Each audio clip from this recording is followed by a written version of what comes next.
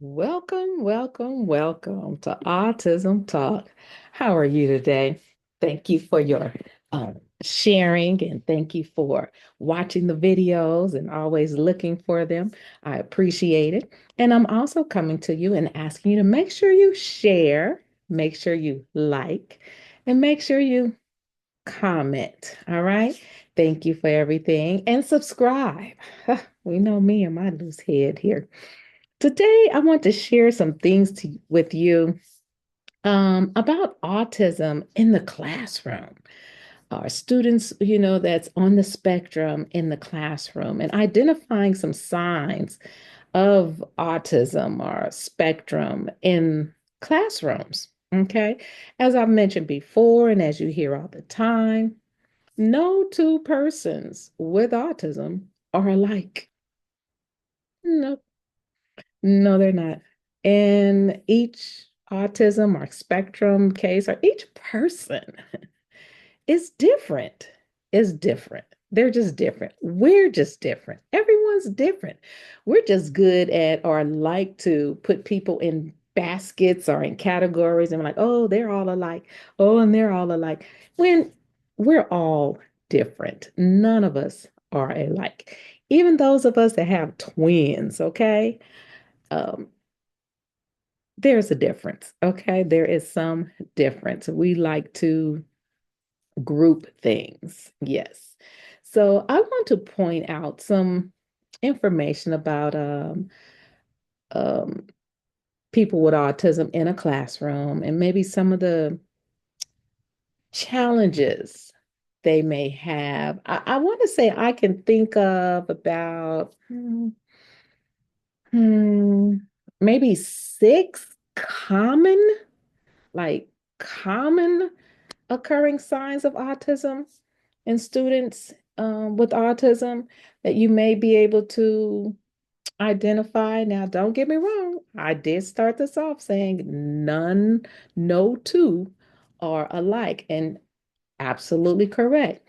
There are some characteristics that one may have that another one does not, or there may be a characteristic both have, but there are other things that they don't have alike, okay? But I just want to share some common characteristics you might see or some common challenges. Let's identify it like that. Some common challenges that people with autism in a classroom may be. So just think about their difficulties throughout the day. Okay, so what they're dealing with throughout the day, and some common occurring signs of autism in students are one, problems uh, empathizing or interacting with other students. So you may notice that um, in within the classroom, they stay to themselves. No matter how you try to set your class up to do group work, to interact socially,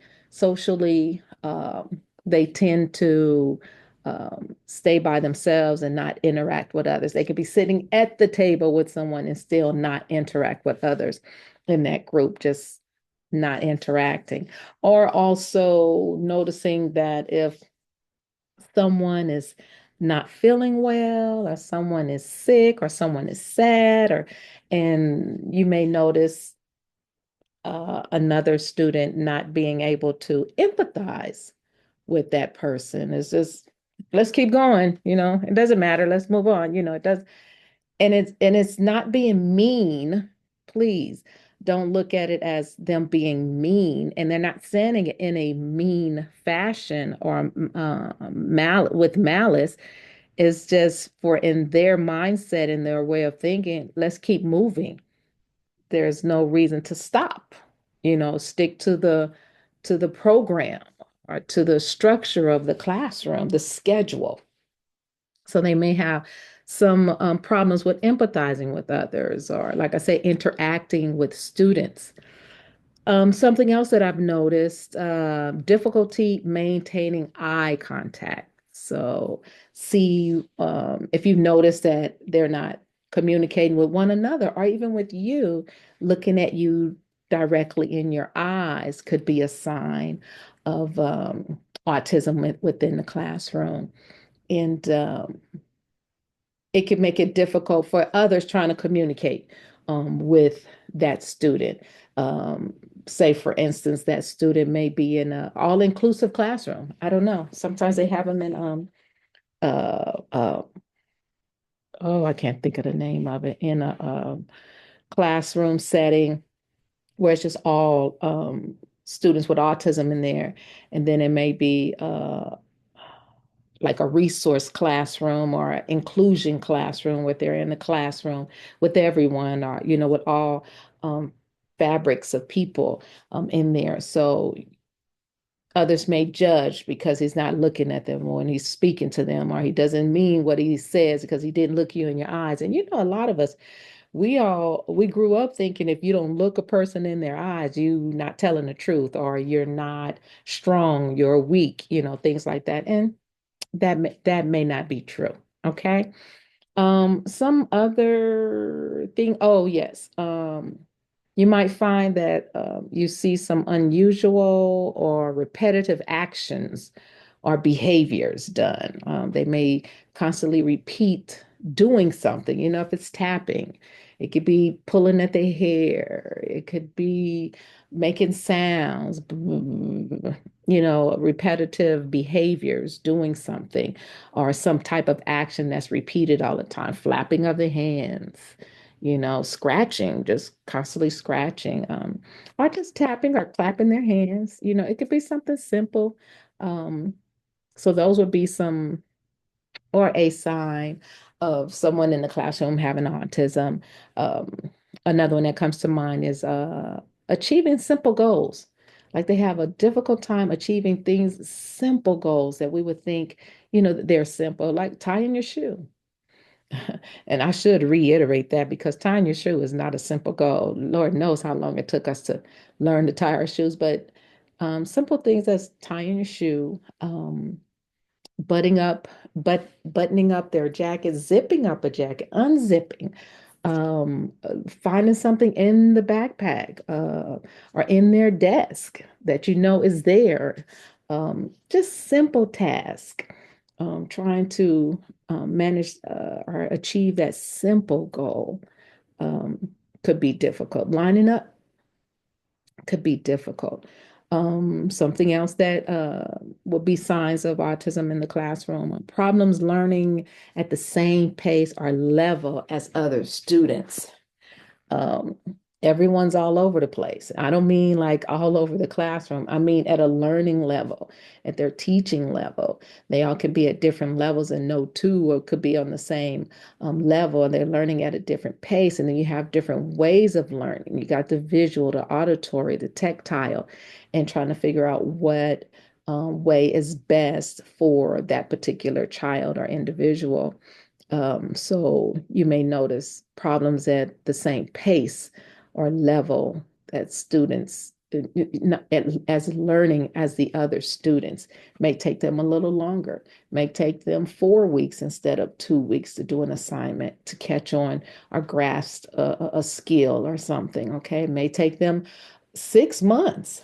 I'm just saying 3 weeks or 4 weeks. It may take them a lot longer than the other students. And then you have those students with autism where they pick up things really, really easy and quick and fast. So you see they're learning at different paces and at different levels. Um, and one more. Um, they have poor spatial awareness or frequent clumsiness. Like they'll be all in your space, like uh your private space. They're too close to you. They're too close, and they don't understand that that filter there, that space, that you're invading their personal space. And so they may stand too close, standing in line or having a conversation with you, just too close. You're like, back up a little bit. Or they could have a difficult time. It seems like they're always tripping off of something, or they're falling, or they're um something, like they're unable to keep their balance. It's like, how did you trip over that? Be careful, be careful. Their steadiness is off. So you never know. with it, but those are some familiar or common um, signs of autism in a classroom. And believe me, the students, they notice it themselves, and the others, their peers, they notice it, that have a difficult time to communicating with them or interacting with them. They even say, you don't want to talk to people. I didn't go over there with Johnny because Johnny, Johnny like working by himself. Johnny don't like talking to anybody. They pick up on it. Okay.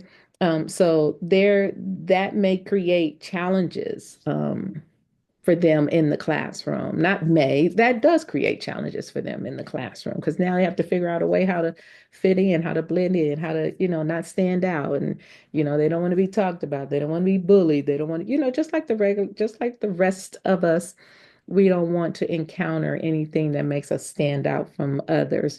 Just leave me alone.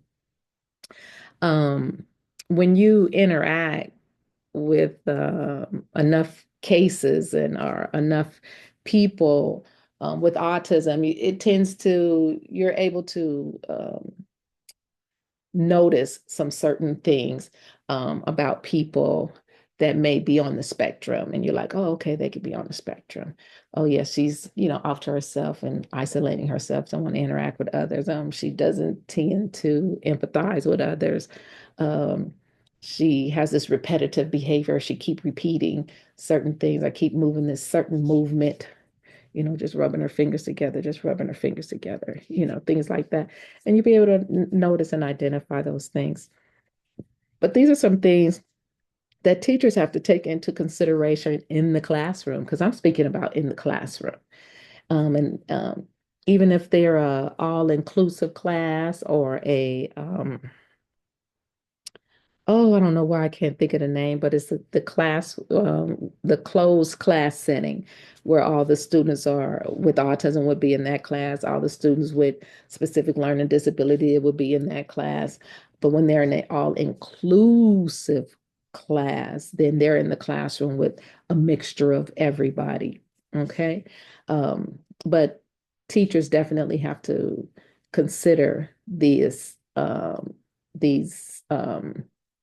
signs and behaviors in their classrooms so they'll know how to plan their lessons, plan the classroom environment, set up the desk, set up different, different things, the rules of the classroom so that everyone can function in that classroom and feel comfortable and positive about themselves so that they can learn. All right, so those are some things that I was sharing about in the classroom, identifying some signs of autism in the classroom. Thank you. Have a great day. Thank you for watching Autism Talk. Please continue to watch Autism Talk and share the video, subscribe, and email is down below in the description. And if you'd like to make a comment, please comment. Let me know what it is that you want to know so that I can share that information with you. All right. I'm kind of running out of ideas here, you guys. So, and I know it's a lot out there, but just by being experienced in it, and there's a lot of things I might overlook because it's like, oh, it's just natural, it just happens that way. I need someone to ask me the question so that I can, elaborate on that or identify it. Okay, thank you for your time. Have a great day.